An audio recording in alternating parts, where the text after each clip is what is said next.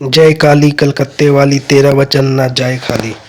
कई बार खेल खेल में हम इसको बोल उठते हैं, लेकिन बंगाल के लोगों की आध्यात्मिक विश्वास इससे पूरी तरह झलकता है। कोलकाता ही नहीं, बंगाल के कई जगहों पर माँ काली विराजमान है, जो कि तीर्थ करने वालों को आकर्षित करते हैं। ऐसा ही एक तीर्थ है तारापीठ, जो कि महानगर कोलकाता से लगभग 222 किलोमीटर की दूरी पर अवस्थित है। तारापीठ पश्चिम बंगाल के वीरभूम जिले में पड़ता है, जो कि शक्तिपीठों का स्थान है। जानकारी हो कि 51 शक्तिपीठों में से 5 शक्तिपीठ इसी जिले में हैं, जो बुकरेश्वर, नालहट्टी, बंदिकेश्वरी, फ्लोरा देवी और तारापीठ के नाम से विख्यात है। इनमें से तारापीठ सबसे प्रमुख धार्मिक स्थल और एक सिद्धपीठ भी है। जब माता सती ने पिता के द्वारा शिव के अपमान पर यज्ञ कुंड में कूदकर अपनी जान दी थी, तो शिव महातांडव करने लगे। वे माता के मृत शरीर को कंधे पर लिए तांडव करते हुए ब्रह्मांड के विनाश को आतुर हो गए। तभी भगवान विष्णु ने शिव का क्रोध शांत करने के लिए अपने सुदर्शन चक्र से माता के शरीर को छिन्न भिन्न कर दिया। ऐसा में माता सती के शरीर के अंग देश के विभिन्न भागों में जाकर गिरे। हिंदुओं के इस महातीर्थ में माता सती के आंख की पुतली का तारा गिरा था। यही कारण है कि इसका नाम तारापीठ के रूप में हुआ। तारापीठ राजा दशरथ के कुल पुरोहित वशिष्ठ मुनि का सिद्धासन भी है।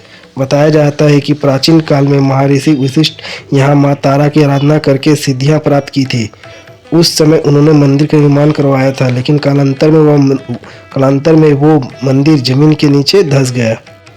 बाद में यहाँ पर एक रतनगढ़ के प्रसिद्ध वैश्य रामपति अपने पुत्र को लेकर नाव द्वारा व्यापार करने आए थे।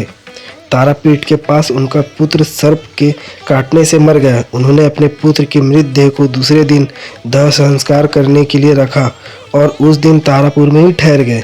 उनके एक सेवक ने उनको तारापीठ के एक बड़े तालाब के पास ले जाकर एक आश्चर्यजनक दृश्य दिखाया। उन्होंने देखा कि मरी हुई मछलियां तालाब के जल की स्पर्श करते जीवित हो उठती थी। यह देखकर उनको बहुत खुशी हुई और अपने पुत्र की मृत देह को वहां लाकर तालाब में फेंक दिया।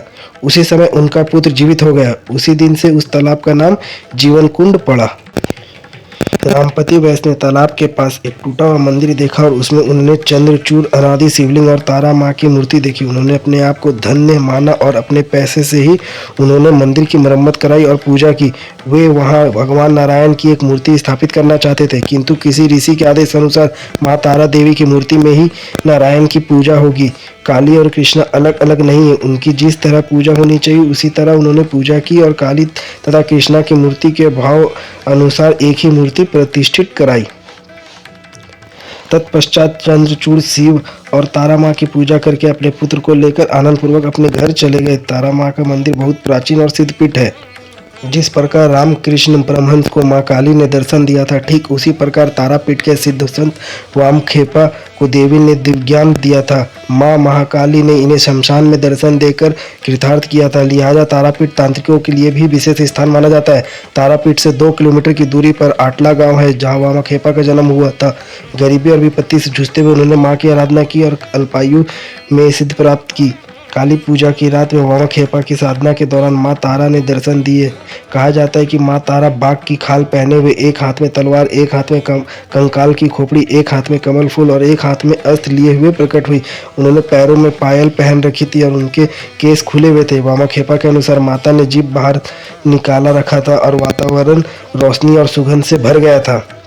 महज 18 साल की आयु में सिद्ध प्राप्त करने वाले ये संत 72 साल की आयु में तारापीठ के महाश्मशान में अपने प्राण त्याग दिए। अघोरियों के लिए स्थान बेहद पवित्र माना जाता है। तारापीठ मुख्य मंदिर के सामने ही महाश्मशान है। दिलचस्प बात यह कि यहाँ की द्वारका नदी दक्षिण से उत्तर की दिशा में बहती है, जबकि भारत की अन्य नदियाँ उत्तर से दक्षिण की ओर बहती है। तारापीठ मंदिर तथा माता के चमत्कार को लेकर कई किस्से मौजूद। तंत्र साधना के लिए इस स्थान को उपयुक्त बताया गया है। महाश्मशान में ही यहाँ तारा देवी का पादपद मंदिर है। ऐसी मान्यता है कि जो भी यहाँ आकर मनोकामना के लिए ध्यान करते हैं, उनकी मनोकामना जरूर पूरी होती है। यहाँ पर वामखेपा सहित कई संतों की समाधियाँ हैं। इसके साथ ही आप यहाँ मुंड मालिनी भी जरूर देखें। कहा जाता है कि काली माँ अपने गले की मुंड माला यहीं रखकर द्वारका नदी में स्नान करने जाती है। यह भी एक शमशान स्थल ही है। ये एक मीडियम साइज का मंदिर है जिसकी दीवार संगमरमर से सजाया हुआ है। इसकी छत ढलान वाली है जिसे ढोचला कहा जाता है। इससे प्रवेश द्वार पर जो नक्काशी की गई वो बेहद आकर्षक जान पड़ता है। मंदिर में आदि शक्ति के कई रूपों को दिखाया गया है। देवी की 3 आंखों को यहाँ देखा जा सकता है जिसे तारा भी कहा जाता है। साथ ही भगवान शिव की प्रतिमा भी यहाँ मौजूद है। गर्भगृह में माँ तारा का निवास है जहाँ एक 3 फीट की धातु निर्मित मूर्ति है। माँ तारा की मौलिक मूर्ति देवी के रौद्र के क्रोधित रूप को दिखाता है। इसमें माँ तारा को बाल शिव को दूध पिलाते दर्शाया गया है। बता दें कि यह मंदिर 4:30 बजे सुबह में ही खुल जाता है। जानकर हैरानी होगी कि यहाँ प्रसाद के तौर पर शराब भी पेश किया जाता है। तांत्रिक साधु इसे न केवल माता को चढ़ाते हैं बल्कि पीते भी है। इतना ही नहीं, यहाँ पर रोज जानवरों की बलि दी जाती है। तंत्र शक्ति को मानने वालों के लिए कामाख्या की तरह यह तारापीठ का महत्व है।